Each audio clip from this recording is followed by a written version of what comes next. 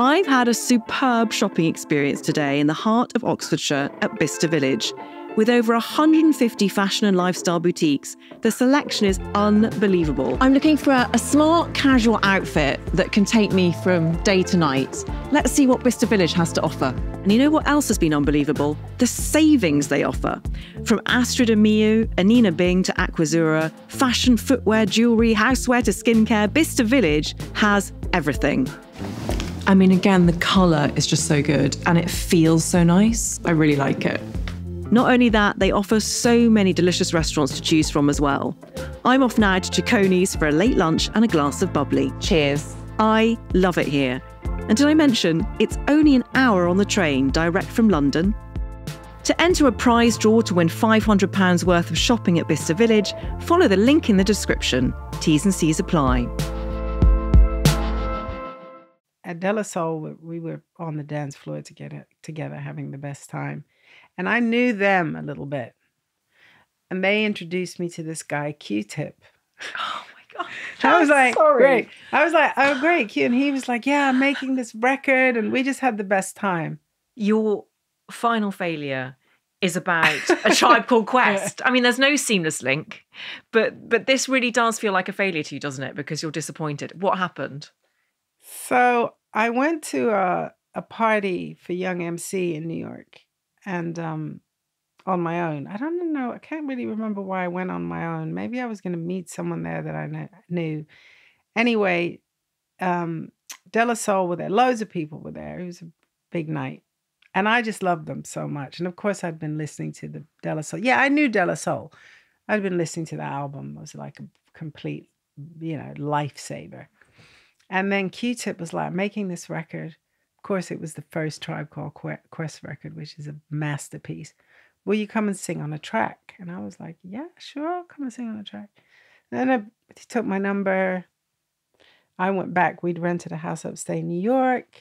My phone rings one day, and I have this black phone hanging on the wall with one of those long wires.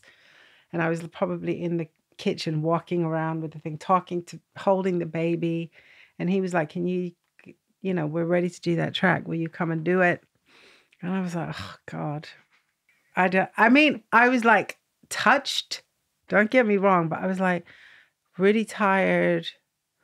I was probably something else going on. I probably had promo I was going to do. And probably, going back to the first question, there was something in me that was terrified. Like, what if I go there and I'm not able to, maybe I'm not what they think that I am. Do you know what I mean? Yes. One of those things. And I think that was also why I put that as one of my failures in there. Because I think there was something deeper in there than just feeling tired. There was something that was like, and so it was easier to say no. And now I'm like, every time I listen to the record, I'm like, I could have been on that record. But also, like, I'm cool with it because, like, I can look at the thing and, like, talk about it and know that, like, yeah, it was a bit of a mess up. And I'm very disappointed in myself that I didn't do it. But also, like, I love the album so much. Like, that body of music has carried me through 1,000 other failures. Yes. Do you know what I mean? And it's still maybe it's meant so to be good. Maybe you just don't know. Listen to it in the same way. Yeah, like, and I think it's also that thing when you really, like, admire someone or look up to someone, even though I didn't know Q-Tip, maybe I was, like, scared that I was going to somehow mess it up. It's weird, those things. And then we had an interesting thing later where we were going to work on make some music together.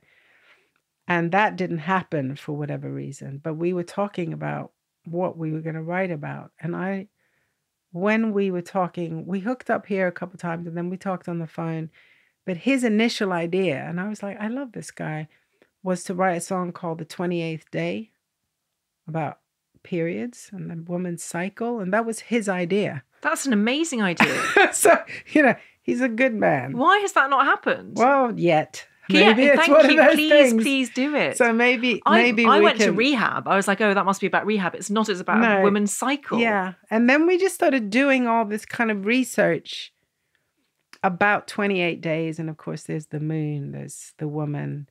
Then 3D from Massive Attack found some nutty comic that was about a 28-day cycle of people who, I mean, I guess ran with the moon, maybe like a vampire type thing. So we were just collecting all this kind of material, but then somehow it just dissipated like things. I feel like this is the moment to bring it back into the universe and to make it happen. So we're talking about it. That's the good thing about talking about things, right? Yes. You can then kind of materializes again. Exactly. Yeah. There's also a podcast called 28 Days Later. No, that's the movie. There's a podcast called 28 Days, I think, Right. which is all about the cycle, which you should listen to. Okay. But you had listened to me before recording. You haven't listened to any How to Fails. So do that first and then go to the... I'm only joking. I'm so bad. You are, although I can't believe it looking at you, you're 60. Do you think now you have it within you to say, yes, if that opportunity, I know it can't, but if it were to come up again, would you now feel I'm enough, I can do this? I think, yes. I think that, you know, what did I say earlier? Like, it's not always about getting it right. That's not always the point of the story. The point of the story is sometimes that you just have to do it regardless. And then maybe it'll end up being something amazing, or maybe not. So I think now I would probably just be like, yeah, let's just go for it and see what happens. Because collaborations are funny, aren't they? Like collaborating is some things have magic. They don't always have magic. Even if you put two magical people or great people together, it doesn't mean that what they do together. And so, you know, my experience of collaborations is some of them have turned out really great. Yeah, yes, I do. Yeah, 7 seconds was definitely amazing. And I mean, I think so much of the music I've made is collaborative. But sometimes, you know, I've been in the studio with someone and you think, oh, wow, this is... I mean, like I've been wanting to make a track with Honey Dijon, but I'm also kind of terrified of going in the studio. Would you make a track with Mabel? Maybe. I mean, we've kind of been cross-collaborating. We just did a cover for a magazine, an L cover in Sweden together. And we've kind of come to a place naturally where we can like swim in the same stream in different lanes, and it feels really great. And we've kind of been using like the same glam team, and you know what I mean? Like, and doing those pictures together, I think it was last week or the week before, it felt really natural. It felt really fine. I don't know about making a song yet, you know, but I think that it also just has to be right, or it could be like the most cringy thing. You know what I mean? You don't want to do something like that for the sake of doing it. You have to do it because... But maybe I'm just destined to like be your biggest fan kind of thing. Oh, like, Neneh Cherry. Like, well, I can't wait to see what you do next. I hope you enjoyed that video. Be sure to check out the full episode of How to Fail wherever you get your podcasts. And also make sure you're following us on social media for all the latest updates.